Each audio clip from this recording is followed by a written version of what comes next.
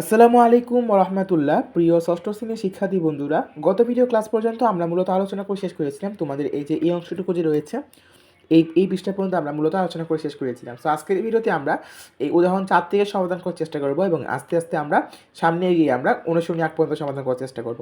So বন্ধুরা, বেশি কথা না বাড়িয়ে চলো আমরা আমাদের ভিডিওর মূল আলোচনা শুরু করে দিই। তবে ভিডিওটি শুরু করার আগে তোমাদের কাছে একটা ছোট্ট রিকোয়েস্ট থাকবে, আমাদের চ্যানেলে তোমরা যদি নতুন হয়ে থাকো এবং আমাদের চ্যানেলে কোনো ভিডিও যদি তোমার কাছে কোনো রকম হেল্পফুল মনে হয় তাহলে অবশ্যই আমাদের চ্যানেলটিকে সাবস্ক্রাইব করে দিবে। সো চলো ফার্স্টে আমরা উদাহরণ 4 যেটা রয়েছে সেটা একটু সমাধান করার চেষ্টা করি। ষষ্ঠ শ্রেণীর ছাত্রী রাইসা ও ফারিহা তাদের বিদ্যালয় মাঠের কেন্দ্রবিন্দু বা শূন্যবিন্দু থেকে ডান দিকে 6 ধাপ এবং বাম দিকে 5 ধাপ অতিক্রম করে যথাক্রমে এ ও বি অবস্থানে পৌঁছে। ডান দিক কী বলা হয়েছে? ডান দিক ধনাত্মক বিবেচ্য। ঠিক আছে, তো এখন খেয়াল করো যে খ নম্বর কোশ্চেনটা কী বলা হয়েছে, এ ও বি এর অবস্থান সূচক সংখ্যা চিহ্ন সহ লিখো। 2 নম্বর কোশ্চেনে বলা হয়েছে রাইসা ও ফারিহার অবস্থান সংখ্যা রেখায় দেখাও। 3 নম্বর কোশ্চেনে বলা হয়েছে রাইসা ও ফারিহার আরও এক ধাপ করে অগ্রসর হলে তাদের অবস্থান সূচক সংখ্যা রেখা ব্যবহার করে যোগ করো। সো আমরা আস্তে আস্তে সবগুলো কোশ্চেনই সমাধান করব। তো প্রথম কোশ্চেনটা কী বলা হয়েছে, উত্তরটা খেয়াল করো। রাইসা শূন্যবিন্দুর অবস্থান থেকে 6 ধাপ ডানে যায়। কোশ্চেনটা আমরা আবার দেখি যে রাইসা যেই বিন্দুতে যায় সেটা হচ্ছে এ বিন্দু এবং ফারিহা যে বিন্দুতে যায় সেটা হচ্ছে বি বিন্দু, মানে 5 ধাপ অতিক্রম করে রাইসা ডান দিকে 6 ধাপ অতিক্রম করে, ফারিহা বাম দিকে 5 ধাপ অতিক্রম করে। আমাকে কী বলা হয়েছে যে এ ও বি অবস্থান সূচক সংখ্যা চিহ্ন সহ লিখো। 6 ধাপ ছেড়ে যদি ডানে যায় তাহলে আমরা বলতে পারি যে তার এবং ফারিহা শূন্য বিন্দুর অবস্থান থেকে 5 ধাপ বামে যায়, তাই না? যেহেতু ডান দিক ধনাত্মক তারা প্রশ্ন কিন্তু বলে দিয়েছিল, অতএব বাম দিক হবে ঋণাত্মক। অতএব বলতে পারি যে আমরা এর অবস্থান সূচক হচ্ছে +6 এবং বি এর অবস্থান সূচক হচ্ছে -5। ঠিক আছে, তো এবার খ নাম্বার কোয়েশ্চেনটা খেয়াল করুন। খ নাম্বার কোয়েশ্চেনে কী বলা হয়েছে, রাইসান অবস্থান সূচক সংখ্যা হচ্ছে +6 এবং আমার প্রশ্নটা কী বলা হয়েছে, প্রশ্নটা একটু দেখো। রাইসা ফারিহার অবস্থান সংখ্যা রেখায় দেখো, কোন জায়গায় সংখ্যা রেখায় দেখাতে বলা হয়েছে। সো এটা কিন্তু খুব সহজেই তোমরা দেখাতে পারবা, সংখ্যা রেখা দেখতে পাচ্ছ এখানে। সো রাইসার অবস্থান সূচক সংখ্যা কত পাইছিলাম আমরা, ক থেকে +6 এবং ফারিহারটা পেয়েছিলাম -5। সংখ্যা রেখায় শূন্য বিন্দু ডান দিকে অবস্থান থেকে ডান দিকে যদি যাই আমরা তাহলে কিন্তু রাইট সাইডটা পাচ্ছি +6। ঠিক আছে, আবার শূন্য বিন্দু বাম দিকে যদি আমরা 5 বামে যাই তাহলে কিন্তু কারটা পাচ্ছি আমরা কিন্তু পাবো তখন ফারিহারটা। ঠিক আছে, সো এটা আশা করি তোমরা বুঝতে পেরেছো। এই কথাটা এখানে লিখে দেওয়া হয়েছে, এটা তোমরা একটু পড়ে নিলেই হচ্ছে। গ নাম্বার কোশ্চেনটা খেয়াল করো, কী বলা হয়েছে, রাইসা আরও এক ধাপ অগ্রসর হলে। কোশ্চেনটা কী বলা হয়েছে, কোশ্চেনটা বলা হয়েছে রাইসা ফারিহা আরও এক ধাপ করে অগ্রসর হয়ে তাদের অবস্থান সূচক সংখ্যা রেখা ব্যবহার করে যোগ করে, সংখ্যা রেখা ব্যবহার করে আমাদেরকে যোগ করতে হবে। সো কী বলা হয়েছে, রাইসা আরও এক ধাপ অগ্রসর হবে তাহলে তার প্রাপ্ত বিন্দু কত হবে, +6 +1, তাই না? তো কী হবে, +7। এবং ফারিহা যদি আরও এক ধাপ অগ্রসর হয় তাহলে তারটা হবে -5 -1, কারণ সে তো বাম দিকে অগ্রসর হবে, তাই না? বাম দিকে সে যদি যায় তাহলে তো তার মানে ঋণাত্মক একটা মান তার যোগ হবে, সেই জন্য আমরা -1 দিয়েছি। তো -1 -5 যোগ করলে -6 আসতেছে।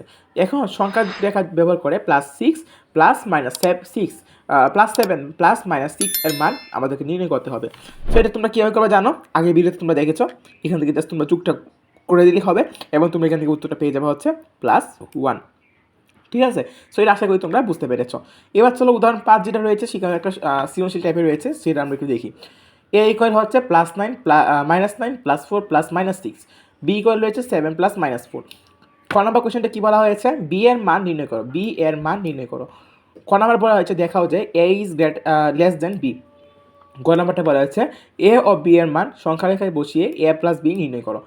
সো প্রথম কোশ্চেনে কী বলছে, বি এর মান মানে কি, বি এর যে অংশটা রয়েছে সেটা আমরা হিসাব করবো। সো 7 +-4 রয়েছে, 7 +-4 মানে কি, মাইনাসে প্লাস আমরা তোমরা কিন্তু বলেছি, বারবার বলতেছি যে যদি দুটো ভিন্ন রকমের চিহ্ন থাকে তাহলে তাদের ক্ষেত্রে আমরা এটাকে মাইনাস হিসাব করি, আর যদি দুইটা চিহ্ন যদি একই রকম থাকে তাহলে সেটাকে আমরা বলি হচ্ছে প্লাস।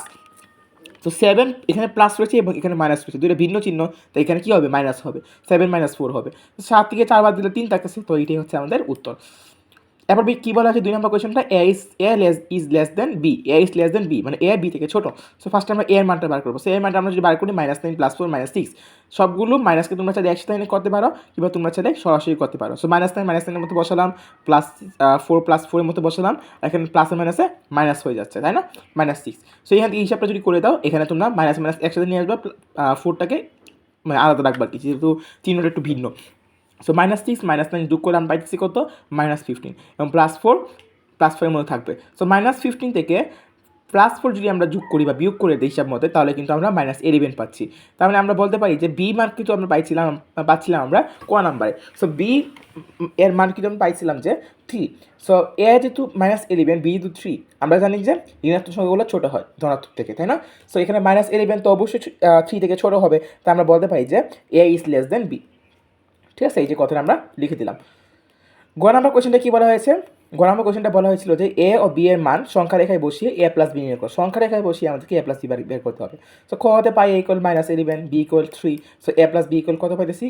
11 প্লাস 3। এখন সংখ্যা রেখা ব্যবহার করে এ প্লাস বি নির্ণয় করবো। সো এটা তোমরা পারবা, কারণ আগে ভিডিওতে তোমরা শিখেছো যে কী করতে হবে। ধনাত্মক থাকলে মানে আমাদেরকে ধনাত্মক থাকলে সংখ্যা রেখাটা ডান পাশে যেতে হবে, যদি ঋণাত্মক থাকে তাহলে আমাদেরকে সংখ্যা রেখার বাম পাশে যেতে হবে।